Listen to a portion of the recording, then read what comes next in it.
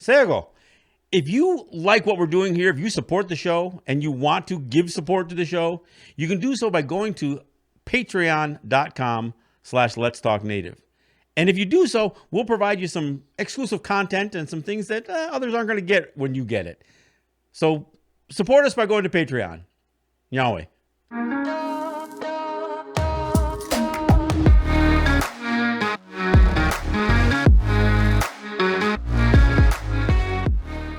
Let's Talk Native is produced at the LTN Studios on the Cattaraugus territory of the Seneca Nation. We break all the rules for Native media by peeling back the layers of assimilation and indoctrination. No prayers, no buffalo speeches, and no spirituality shows. While this podcast does not provide a path to spiritual enlightenment, we do take a tough look at history, oppression, and our survival.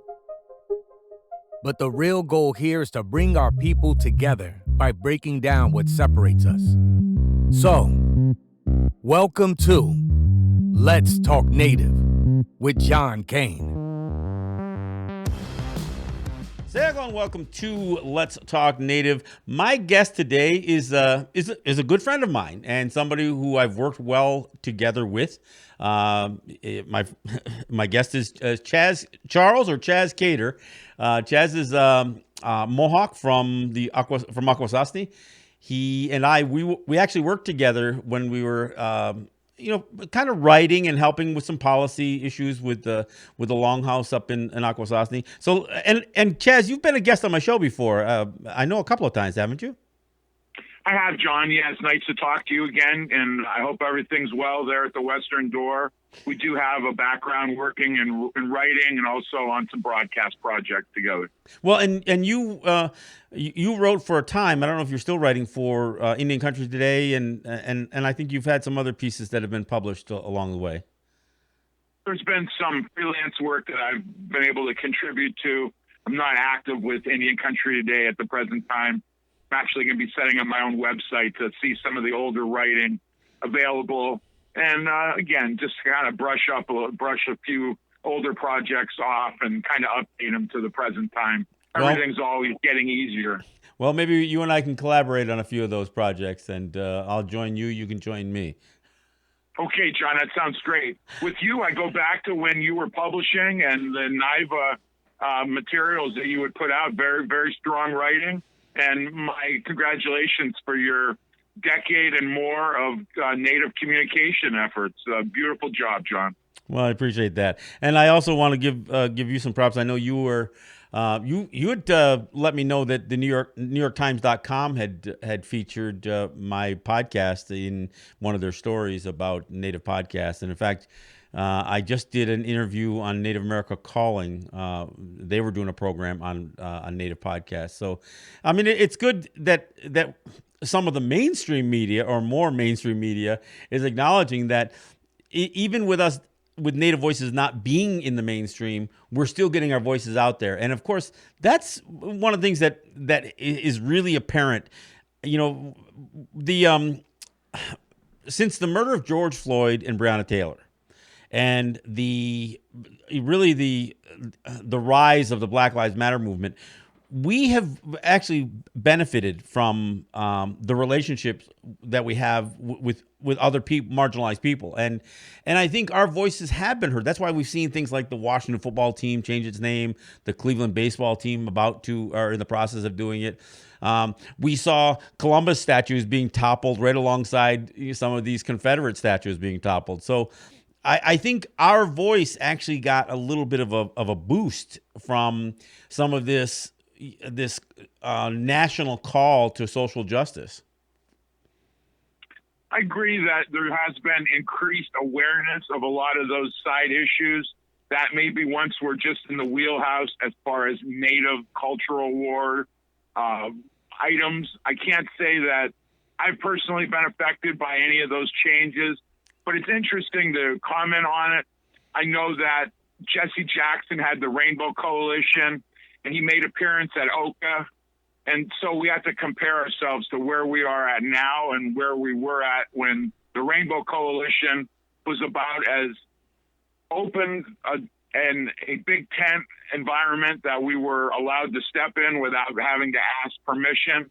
So it's interesting that there's more people available now to be involved, and yet at the same time, there's still room to be individual, because there's a lot of mixed racial issues, like with the Red House. There's Aboriginal land protector involvement there. So it's really, it's continued to diversify itself in a complex way. And yet, if you're tracking the issues, you'd say we should have been talking about this 10 or 20 years ago in the same breath. Sure. Well, and I think these platforms that allow independent media to exist and thrive, I think obviously have contributed to it immensely. I mean, it used to be we had to wait till somebody would give us an audience, and now we can actually create our own audiences. So, on that note, all right. So, what I want to talk to you about Deb Haaland. I mean, and look, I'm getting into it a little bit, and or have stepped into it a little bit, because I'm not euphoric over Deb Haaland. I wasn't that euphoric about her being a congressperson, and I'm not that enthusiastic about her being the Interior Secretary. Having said that, I'm not bashing her. I mean, she may be as good a person for that position as anybody from a native standpoint. My issue is that we're mixing things up. I mean, for one thing, the Interior Secretary is not ours. It's not our Interior Department. And Deb Haaland wasn't elected by us, nor was she nominated by us. She is a servant of the U.S. government, and that's what she's being nominated for, to be, to serve at the pleasure of Joe Biden as the Interior Secretary. And I think when I hear people saying things like, well, it's so great, we're finally going to have a representative in there, I have to keep reminding people that she's not our representative. And I guess to even go farther with it, what concerns me is that we don't need a native voice to be in those positions. We already have our voices. The problem is really connected to being heard. And my fear is, because she is native, that she may enter into this position believing that she knows all the native issues already. And she doesn't have to hear us because she can speak as a native person on our behalf, although we haven't ever put her in that position to do that. Yeah, it's interesting today in The Guardian, the European type media profile. If I can just quote now, here's her comment. Growing up in my mother's Pueblo household made me fierce. My life has not been easy. I struggled with homelessness, relied on food stamps, and raised my child as a single mom, she said.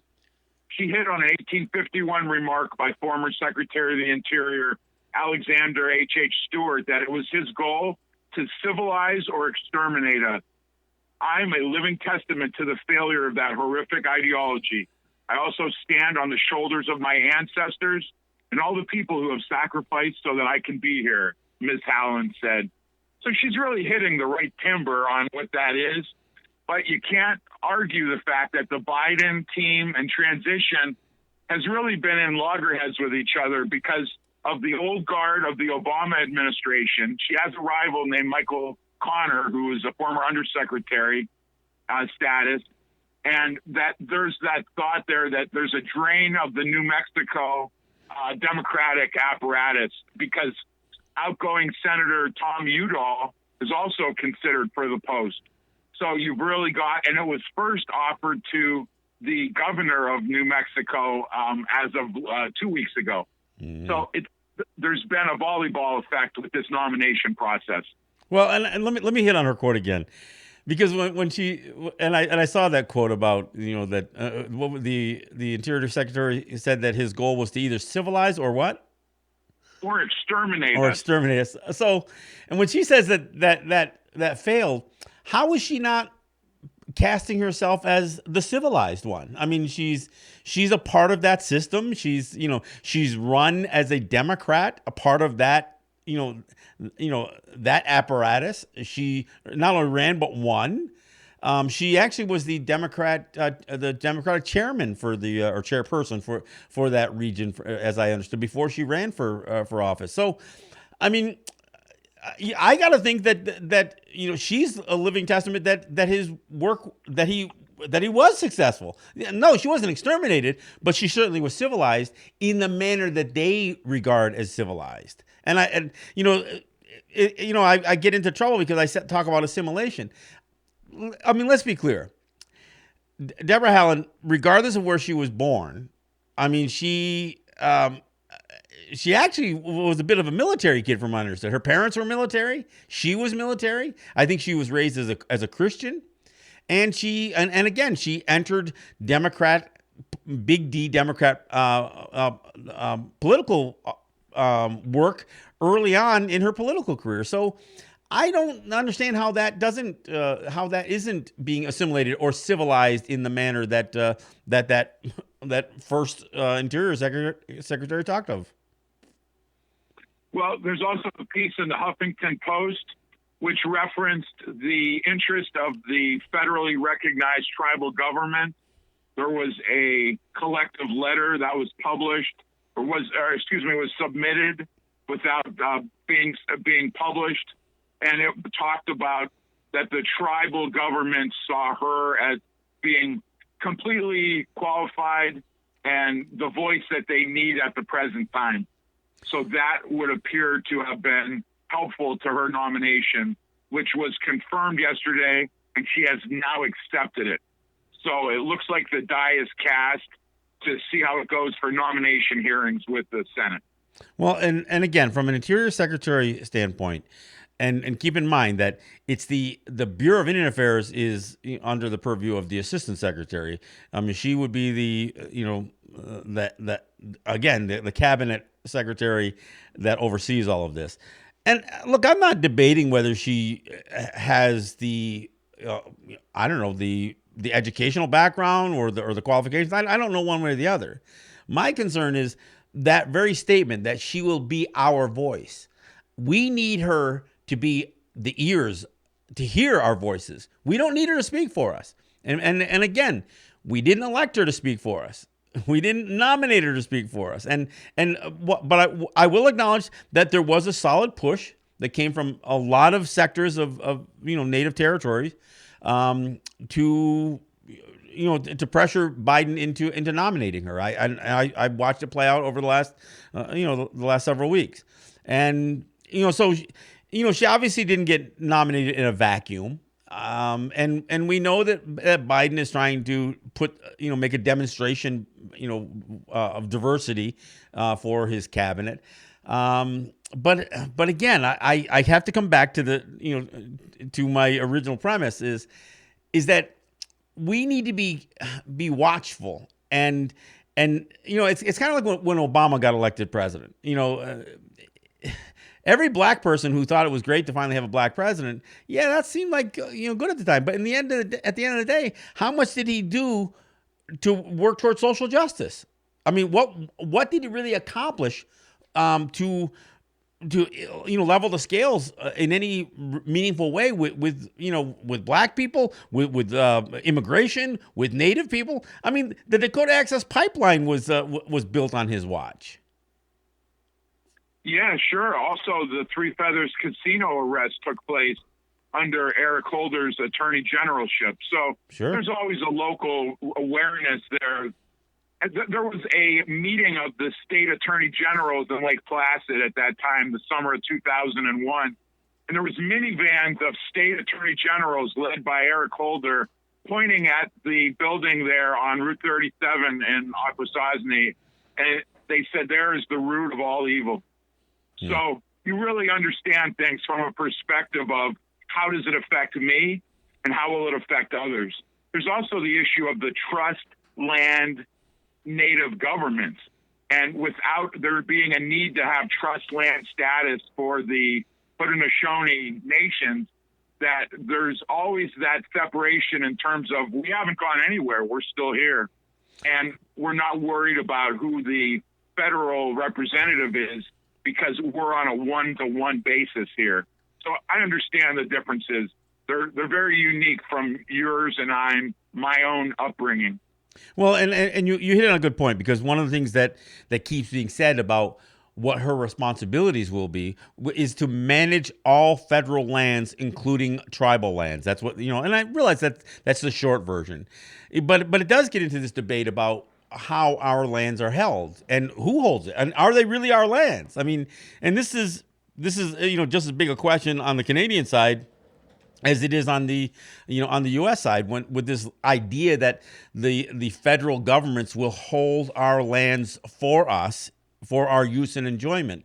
I'm troubled by that, and I think a stronger statement that suggests somebody willing to recognize that we manage our own lands is that's what I'm waiting to hear. And until I hear something that even hints that way, I'm going to look at her like every other Interior Secretary before her. Well, that's all you can do, John. I mean, there's been 53 secretaries, and a lot of people would be hard-pressed to name the current one, David Bernhardt. Yeah. And he was a longtime Interior lawyer and, a fixture of the bureaucratic process. So, again, it's not as a formidable office as it was. My interest in the position is that during the years of the Indian Wars and the end of the 19th century, that was the most prominent office in the United States government. When you talk about Seward's Folly, that was the purchase of Alaska by Secretary of the Interior Seward during the Civil War. The importance of that position has been diminished because of the American expeditionary campaigns since the War of 1898. Yeah, basically, once the United States became a global imperial power, and they felt like they had already laid claim to every square foot of of the continent, absent Canada. I mean, yeah. Once their manifest destiny, had gone from sea to shining sea, the interior, the work of the Interior Department became, marginalized, because now it became State Department, it became, international diplomacy and that kind of stuff. The United States was looking over the shoulder as to what the rest of the world was doing, even before this, the Spanish-American War. The rest of the world just looked the other way when the United States illegally occupied Hawaii. I mean, so you see how this thing has played out, and you're right. I mean, there was a time that the Interior Secretary was really the person in charge of American expansionism. Yeah, you spoke to it very well, John. We can't forget about the Kingdom of Hawaii. And we also have to be aware that our brothers and sisters there in Alaska had their own opinion about becoming part of the U.S. So those are unanswered questions. Sure. Well, and you brought up something else that I think is important. I mean, for all of the, again, the celebration about gaining a congressional seat with a Native person, that goes away. And so, so rather than the two women that were elected, reelected this past cycle, now there'll only be one. And although I think there's a Native woman who's a Republican that ran for one of those seats down in that neck of the woods as well. And most people in Congress who are Native are Republicans. And I think it's important that people realize that Native people who entered the U.S. political system more often lean heavily to the right. And we can go back in time. Again, people forget that the United States once had a Native vice president, and he was terrible for Native people. Charles Curtis, he was the vice president to Herbert Hoover, and he oversaw some of the largest transfers of Native lands to the United States as a congressman. Republican congressman, a Republican senator, and I think he was from Kansas, if I recall, and as a vice president, he was one of the guys that they actually when the Osage murders were happening, that he was reached out to because Native people thought, well, he's a Native person and he's kind of reached this, broke those glass ceilings, as they say, and he was of no assistance. He offered nothing back to the Osage during the that decade or more, or several decades of murders for their oil revenue that transpired at the beginning of the 20th century. Yes, and let's not forget the efforts to relocate Haudenosaunee Confederacy nation members to Kansas, of which small numbers of families went out there, never to be heard from again. Sure. Literally just reduced into the past history, and nobody really batted an eyelash there. They were either civilized or exterminated, I guess. Yeah, ground into dust. Well, and of course, one of the most prominent Native or recognized as Native politicians of recent time was Ben Nighthorse Campbell. He ran originally for Congress as a Democrat, switched parties, then ran and became a Republican senator.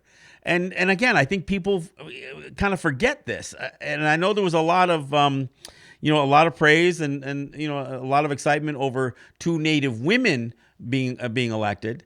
But again, when you talk about being ground into the dirt here, that's kind of what happens with these people who get into these positions. It's worth noting that neither Sharice David nor Deborah Haaland were ever put into the same category as AOC or any of that group of 6 women who the Democratic Party thought was way too progressive and were too much of in the way of outliers from the party.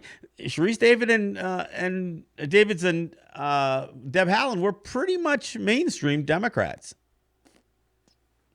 Sure, that's definitely an issue there in reference to Haaland's own policies, talking about abolishing immigration and customs enforcement as an agency or as a part of the Homeland Security Department. Those have been beliefs or issues that she has been tagged with as a former supporter of Senator Warren in her own presidential campaign, Elizabeth Warren's presidential campaign. There's the concern about Haaland's support for the Green New Deal, a legislative plan aimed at addressing climate change and economic inequality. And so she's been kind of rounded up into the defund the police politics. And of course, that is a galvanizing or a divisive representation, no matter how you look at it. Because, of course, Pelosi and AOC have their own interior fight going on. Pelosi embraced Haaland as one of the best congressional representatives that she's ever served with. So you can see some of that middle ground there that's been taken at the leadership level. Steny Hoyer, also former Democratic whip, he said that even though that the Biden team is plucking away House members in a razor-thin majority, he doesn't want to appear to be casting any negativity about Haaland's appointment or nomination, because he feels that they can't lose. They've got such a good backup plan in order to fill the position. But he reiterated the main concern is there won't be as able a Democrat appointed to fill her seat. Well, and this therein lies the issue that I have as far as Native people losing. If indeed some of these folks are these great leaders, then we lose them too. And I'm not suggesting that what her bona fides have been for for Native leadership, but I always come back to that. I mean, if the belief is that we should aspire to do that, and that our young children should see Native faces in these positions of American politics, what are we saying that we should be aspiring to? If that's not assimilation, then I'm not sure what is. I mean, this is literally the idea that the way we secure our future is to join the government of our oppression. I mean, and I'm not suggesting that, you know, that having, you know, people who have more open minds in those positions doesn't benefit us. But if it comes at the cost of losing some of our best people, and you know, it's the same thing that New Mexico has got to be concerned about. Are they going to, or Congress is going to lose their so-called qualified people for these other positions? Where does that leave the House, and where does it leave New Mexico? Well, to speak to that, she's an enrolled member of the Laguna Pueblo. She became the first chairwoman elected to their Development Corporation Board of Directors. That's a Laguna-owned business created to strengthen the Laguna community and its economy. She then served as the state's vote director for Native Americans in the Obama's 2012 presidential reelection campaign. After that, she was the tribal administrator for the San Felipe Pueblo from January 2013 to November 2015. And of course, she's the past chair of the Democratic Party of New Mexico, Native American Caucus from 2012 to 2013. They're losing an awful lot of leadership right under, just with her being shuffled from office to office. Well, and the concern also has to be this idea that there's somehow this seamless transition from native government to state government and to federal government. It should concern people, and especially if native government is being used as a stepping stone to basically jump ship. I mean, I'm sorry to put it that way, but if that's what it's being used for, that should concern some people. I think that there's a perception that the native voter is predominantly Democratic and espouses non-conservative views. And when I say that, I don't say that as a native person. I say that from a mainstream point of a journalist, because there's always an attempt to pigeonhole a lot of these minority statuses that aren't fully represented in a mainstream way. We both know a lot of people throughout Indian country, with air quotes around that.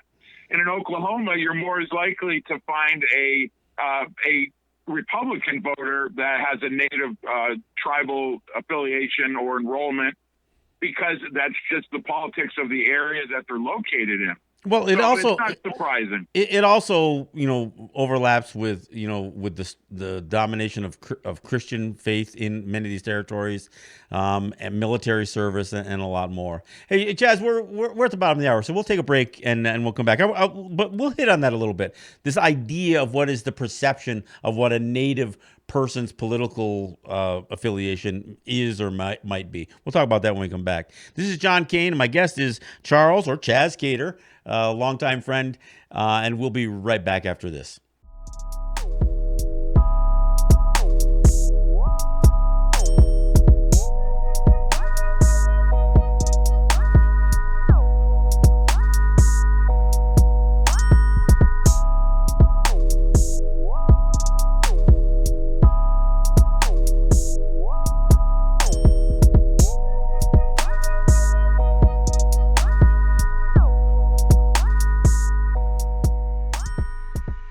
All right, thanks for coming back. This is John Kane. This is Let's Talk Native. My guest is Charles Kader, a journalist, somebody that I've worked with in helping with policy, especially regarding the Longhouse in Akwesasne, and a few other things. We've collaborated a few times over the years, and I've asked Chaz to join me here to kind of parse a little bit about this Deborah Haaland nomination, but perhaps even delve in a little deeper. As we left off, we were talking about this perception about what a native person's political leanings might be, and you correctly stated that many people in the media assume that native people are somehow lean to the left, and that that if we were politically active, we would be Democrats. But it doesn't recognize the fact that there are some major influences that have affected political leanings, including military service, which everybody's quick to point out. Native people enlist at the highest rate of any other group of people in the United States. The imposition of religion and Christianity onto our territories. The Choctaw Nation of Oklahoma passed a resolution declaring that they were a Christian nation, even as the United States claims to have a separation of church and state. But this notion and this overbearing impact that the churches have on Native territories oftentimes, again, pushes people, Native people to the right. So you have military, you have church. And frankly, there are other considerations that oftentimes push Native people to the right. And if you look at places like Oklahoma or the Dakotas, I mean, some of the states that have large Native populations are oftentimes the reddest states in the United States. And I'm not saying there isn't some Native people who lean to the who lean blue. But again, our numbers are small, and we, in the interest of surviving in the environment of a dominant culture, we have learned how to get along with so much of this right-leaning, red state mentality. We always come back to all politics is local, and in a lot of these communities, tribal communities that have been moved through the trust land process through history, you continue to see there's a tug of war between necessity to maintain affiliation to the culture, and then you get into the whole subsistence living, which is often at a bare minimum level. And in one of the comments in reference to accepting this nomination, he does make reference to having to balance, and if I can just read another quote. Go ahead. That issues under Interior's jurisdiction aren't simply about conservation. They're woven in with justice, good jobs, and closing the racial, wealth, and health gaps. I'll be fierce for all of us, for our planet and all of our protected land, she said. So I catch that good jobs part, and you know what I read into that? That the pipeline projects, when the selling rate of oil will reach a certain amount, will be considered with due diligence. And I don't know how you can read that any other way. The job agenda in the Department of the Interior is highly controversial because it goes against what the Native values are that have been stated repeatedly through the land defender movement and Standing Rock type of demonstrations. Well, you go back to Obama's administration. Not actually before the Dakota Access Pipeline, when he went to Standing Rock or Cannonball and delivered a speech. He went there as if, again, marking this historic occasion where a sitting president goes into quote unquote Indian country. It just so happens that the territory he goes to was the territory of his senior policy advisor, Jody Gillette, whose brother happened to be the tribal chairman of Standing Rock. So he goes out there and he quotes Sitting Bull in his speeches and then talks about building something for the future of the children there. I mean, using a Sitting Bull quote in his speech. And so what got built there? A pipeline.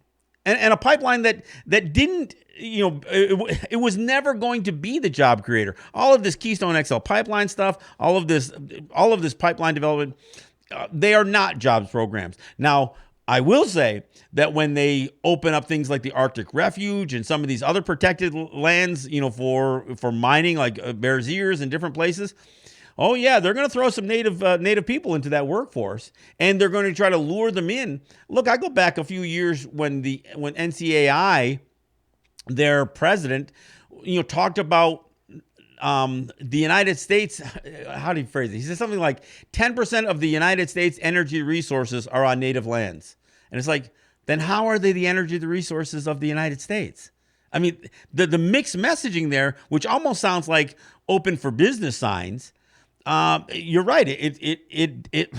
It absolutely violates what most people are recognizing as the land defender movement, the water protectors movement, all of that stuff. I mean, a lot of the land back movement is tied to protecting the land, not just claiming the land. Yeah, she really checks off an awful lot of the things you want to see positive in your citizens. You know, she has a Bachelor of Arts in English, 1994, from University of New Mexico. Single mother. She formed a business that sold salsa, a company to support herself and her daughter. So she attended law school without passing the bar. That was a deliberate act. There's a lot of things that she's going through the filters in order to be recognized at a mainstream level and not victimized as a minority member. So she's shoulder to shoulder with these people, and yet you continue to see how at each level of the filters, it takes further and further away that grassroots understanding.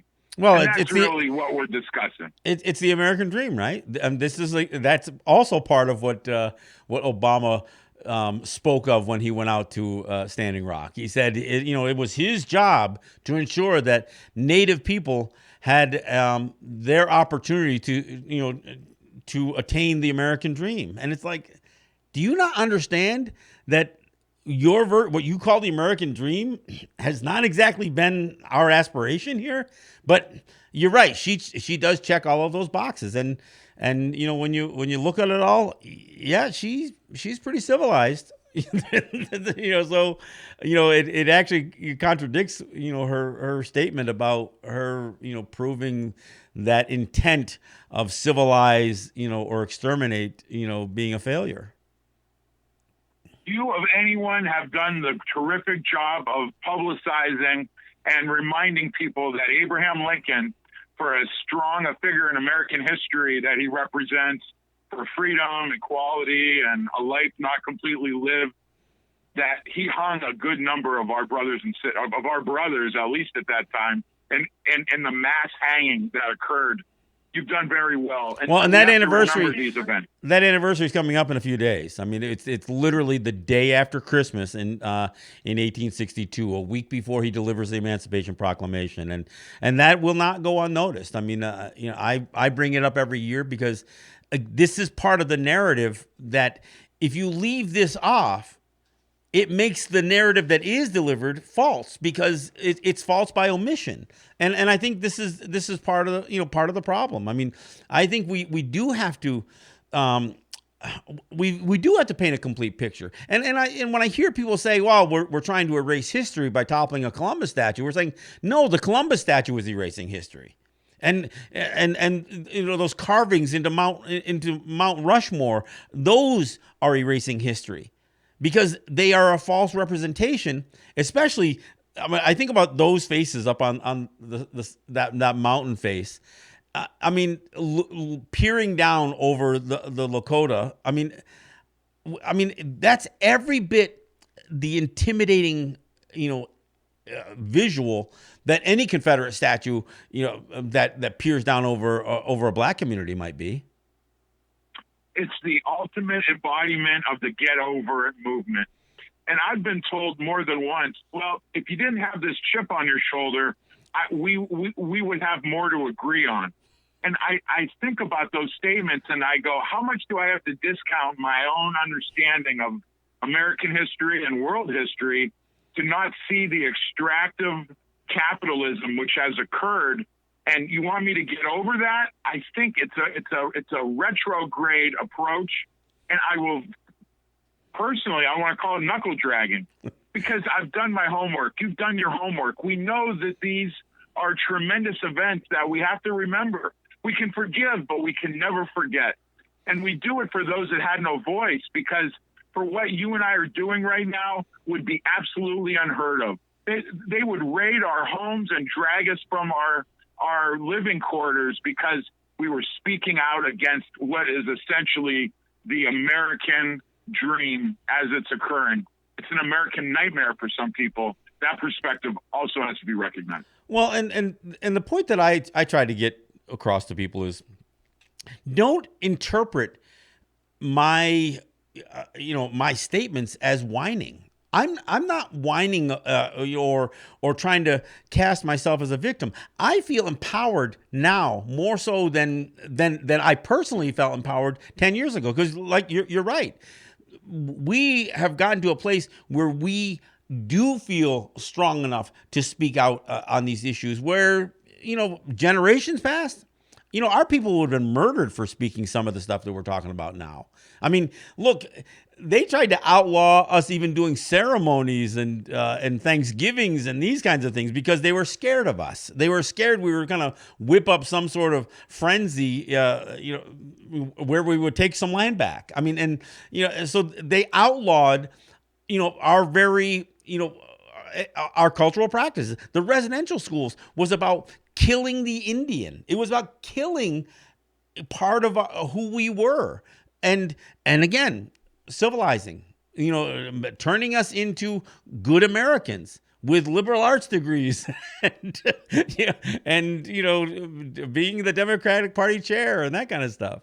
Here's where I come back to, Chaz, and I gotta say this: where any of these people who put themselves out in the public like this, and this includes folks like Mark Charles and some of these other folks that get out there. Look, even prominent names like Suzanne Harjo and that kind of stuff. Some of these people have a real difficult time when we actually talk about things like sovereignty, when we actually talk about being a native person who rejects the imposition of American citizenship. That's tough for these guys. And until somebody in one of those positions, and now that Haaland looks like she's on her way to become the Interior Secretary, until she can acknowledge that while there are people like her who seek to have success in the American system, there are people like us who seek to have success and maintain our distinction and our autonomy. And that autonomy, as you've said, and as I've come to learn it's carried at an individual level. If the passivity of a voter, of an electorate, whether it be a tribal government or a town board, that the apathy of the voter is to allow there to be a representation of their vote, whether it was cast or not, and then never check back up on on what they're doing with that voice. I understand leadership because of what I've seen as bringing a message back to the people that have voted you in to carry that message and then allow them to have input into it. And unfortunately, what we see is things were happening too quickly. We didn't have a chance to bring you into the full understanding of what we were doing. And we had your best interest at heart. That is not a check and balance system anywhere. If you were a Roman politician and in the Roman Empire era, and you were doing things which weren't speaking to your constituency, they might pull a dagger out on you and show you how sharp it was. But here we're considered to be poor examples of working with others because we're espousing different views which may or may not be aligned with the leadership. And when you hear about tribal leadership, I can only speak to, do they remember to go back to those houses that they knocked on the door and asked for the vote? Do they continue to go back to those houses and say, how am I doing? What should I be doing more of? And what should I be doing less of? It's always a balancing act that I never see really carried through the whole way. Well, and I think, and that therein lies part of the problem.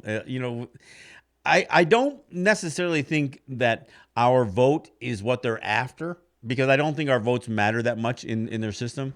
But it's about what it demonstrates when they look. They say that you can judge a society by how much they reach out and look after the lowliest people in that society. I think some of this outreach to native territories is window dressing. I don't think they don't need our vote. And nor are they that interested in our vote. But the idea of making overtures over to it is what's important. When you can suggest that you've won the native vote, that's something that can go as a badge of honor, even though that the numbers on it end up being pretty small. I mean, look, Chaz, you know yourself, we don't vote in native elections because it's not our system. I mean, we get back to the conversation about the two-row. I mean, and the two-row isn't just a Haudenosaunee concept. This was a a policy that we shared with many Native peoples, and it was about acknowledging on shared spaces in this idea of peaceful coexistence that we have parallel paths across our mother, and that we don't need to overtake each other. We don't need to, destroy each other. We don't need to, to try to steer somebody else's path. Or in the case with Europeans when they showed up, we don't need to steer their ship, and they don't need to steer our canoe. But what we noticed in particular when it came to reaching out and trying to have these peaceful relations with Europeans, that we had to explain more thoroughly that we didn't need you in our canoe, and we don't need our people in yours. And you cannot ride with a foot straddling each vessel. And, I can always come back to, as I'm having this debate with people about voting and running for office and serving in the military and all that other stuff, I can always come back to the two-row. But then you will hear voices that come, including from our own territories and from some of our own people, that say, well, but the reality is, that doesn't exist anymore. Or what was the quote? We've lashed our canoe to their ship for many years now. And so we have some people amongst us that have a real defeatist attitude, and they only see finding comfortable spaces within those systems of oppression as a route to survival. I can only thank the viewership or the readers of Let's Talk Native on Facebook for their offered opinions, and many of them have offered many opinions. I won't say that any of them are wrong, but that whole line about that our canoe has been lashed to the ship, it reminded me of a deer being hit by a pickup truck, and it was stuck in the grill as it drove down the road. The deer and the truck became one for a brief period of time, but the deer was not allowed to stay on the front of the truck until the point that the owner of the truck could separate those two things. So if there has been a collision between the ship and the canoe, I surely want to be told there that the canoe is no longer seaworthy or lake-worthy, I guess, because it still ends up being, that's our canoe. We still need to maintain that distinctiveness. And as you've included it in your preambles to a number of your media productions, that distinction is the only thing that separates us. And I'm going to quote Daryl Kipp, the linguist from the Blackfeet Nation, that we are merely brown people standing on the side of the road. And we need to keep those things alive within us, not out of anger, but out of an understanding and modeling to our young people. Those grandchildren that you took a picture of, you're very proud in there. I want to offer recognition of your late son-in-law, Less Than White Pigeon. These are all generations that need this reinforcement right up until they have their own children. And we're not doing it to be rabble-rousers. We're doing it so that there's another view to hear from and subscribe to. And that's what you've done, John. Well, and I think, look, again, I think to maintain a level of Native identity, we can't do it with this idea that we have been conquered, that we have been subjugated, and that's what much of this is about. I mean, look. In 1924, when they passed the Indian Citizenship Act and declared we were all citizens, we weren't asked, our permission to declare us, and we weren't asking to be declared U.S. citizens. It was an imposition. I mean, that, and I've talked about this before, that act, even in 1924, was already being cast as a war crime called denationalization. The idea of stripping somebody's national character away and imposing another character upon them. And yet it goes completely unrecognized. It gets a little bit back to what we said in the first hour when we talked about this, how the international community just stood back and let the United States have its way. It let the United States have its way with all kinds of atrocities against Native people, well, and black people. I mean, slavery. But even as it went into places like Hawaii or into the Philippines. I mean, I read the book True Flag by Stephen Kinzer, and I listened to him in an interview who suggested that Americans who were fighting in the Philippines found themselves, for the first time in American history, firing upon indigenous people fighting for their own independence. And I'm thinking, what the hell do you think we were fighting for? And so the United States waged war against Filipinos to conquer them, not to liberate them from Spain. So this is the history. And look, this isn't rewriting history. This is telling the truth and making sure that while the United States will always have their happy stories with what they claim to be happy endings, it is important that to paint the full picture, you cannot tell the story of Abraham Lincoln and the Emancipation Proclamation without noting that a week prior to that, 38 Dakota were hung by the neck in a massive gallows in Mankato, Minnesota, on his orders. I mean, I don't know how you tell that story, but that's the way it's been told. That's the way it's been told for over 100 years. Yeah, and the flip side of the Philippines fight, which was America's first Vietnam, really, that the old 38 caliber pistol was upgraded to the American 45 caliber with instant knockdown power because they said those Moro guerrillas were hopped up on jungle juice and they came out like crazy people. Well, those crazy people must have left an impression because they're still firing that 45 caliber, in the process of military and law enforcement activities. And it's not intended as a shot across the bow. That's a man-killing round or a women-killing round as well. Who's the media mogul at the time? Hearst? William Randolph Hearst, right? There's another one. Yeah, this guy was an imperialist all the way, and loved casting any person of color as monkeys in across the media world that he controlled at the time. I mean, he did it to Queen Liliuokalani from Hawaii. He did it to the Filipinos. He did it to Native people. I mean, it was this constant barrage of dehumanizing images that his newspapers and his media empire was broadcasting, through his entire life. Happened in Cuba also. Cuba. The Maine, everything really is a cascade. A good notable figure to study when you want to see the transition between the Indian Wars and then the National Imperialism, Reorganization Act. Oh, yeah. Yep. I want to give credit to Larry Thompson and Dana Lee Thompson. Their understanding of the IRA and the citizenship efforts from 1924, they really make it clear they were only looking for certain types of natives to gain the citizenship, those that held doctor degrees as medical doctors, lawyers, establishment figures, and then later they expanded it. But the true intention was that they wanted their own people to be recognized from the white mainstream bureaucratic sense.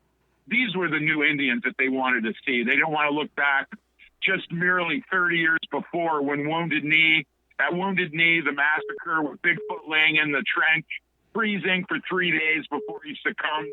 That's why the Wounded Knee was taken over as an American Indian movement action. It wasn't because it was symbolic as a little white church on a hill. It was because that's where a massacre took place. And it was people showing that we won't stand for that again. And it was under 100 years that had taken place. So we have to remember 100 years sometimes is the span of one elder's life if they took care of themselves or were able to make it that long. Well, and I make the point that if you do a timeline of Native history, American history is only a blip on that timeline, and I think that is what erasure looks like. Erasure is when you take 10, 50, 100,000 years of a people's history and you reduce it down to just living as animals until white people showed up. Chaz, I want to thank you. I want to thank you so much for joining me. This has been a great conversation. I think you added a lot to this to this conversation, and we'll see. I'll say it again. I hope that Deb Haaland does the right things, not the right thing, but the right things. And I hope she doesn't attempt to be our voice, but rather being their ears. Yes, very much, John. And I hope when she identifies herself, she won't say she's a 35th generation New Mexican, as she's claimed, but that she's just one of us on the red road of life. Yeah, we'll see. Yeah, we'll see. I think some people get mixed up what came first, the chicken or the egg. But so, Chaz Kader, my good friend, thank you for joining me right here on Let's Talk Native. It's been a pleasure, and I want to thank you for listening, for viewing, and we'll see you next time. We'll right here on Let's Talk Native. Yahweh.